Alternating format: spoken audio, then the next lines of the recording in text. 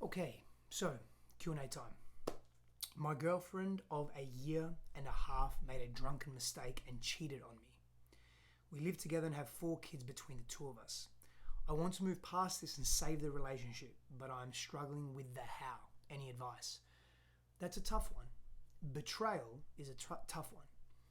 Now, all we have is, at least at some level, is mastery over our own selves. And at the least, we have greater mastery over our own selves as opposed to others. Healing in a relationship is a two-way street. You help the other heal themselves and they help you heal you. You do the healing for you, they do the healing for them, and in the container together, how you show up either amplifies that healing or brings them further away from that healing.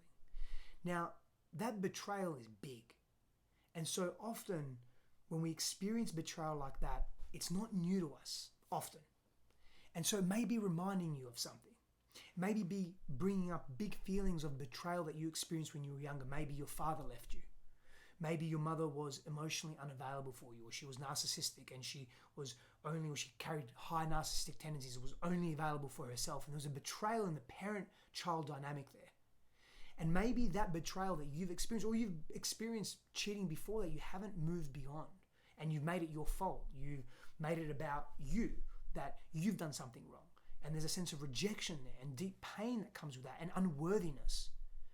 And that betrayal that you've experienced in the past potentially is amplifying this present moment. And so a great starting point is to begin with the betrayal that we've experienced in the past. And have we really healed that? Have we really moved beyond that betrayal or those betrayals? And then how have those betrayals and this betrayal affected our sense of self-worth? And what can we do to build our sense of self-worth? I appreciate that you're reaching out and asking. And if you're watching this, what's really also important is that you seek support outside of the relationship.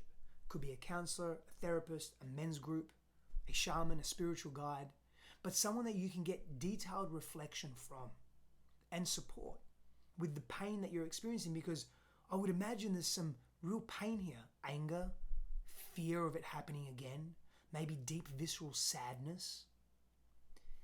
These big emotions need to move through your body, and they need to move through your body in a way that releases them, that closes the loop on that trauma cycle. In this case, of betrayal, and I'm sure of many other things.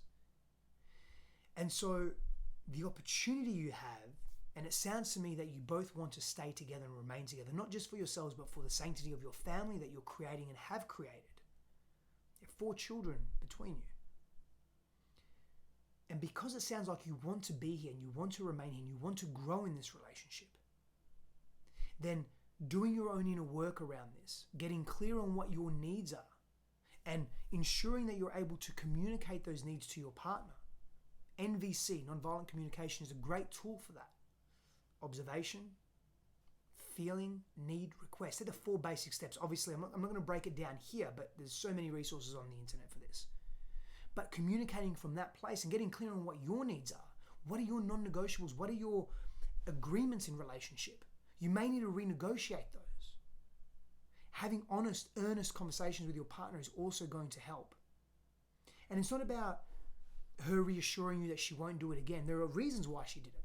There are reasons why she did that. And they're probably historical reasons to her, more so than this dynamic itself. Yes, that has something to do with it, of course. But getting to the core of that and getting to the core of understanding her pain and her trauma. I say this often. When we enter a relationship, it's so important that you know your partner's pain. You know their past, you know their history, you know their trauma, you know the big events that have happened and transpired in their lives. You're familiar with them because they will help you navigate their pain, and often there's a complementary wounding there that comes together.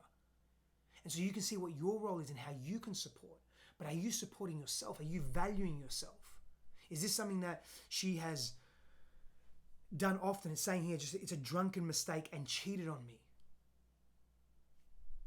What's at the core of that? What's at the core? What was happening at the time of your relationship? How were you showing up to that relationship? How was she showing up to that relationship? So doing your inner work, it matters.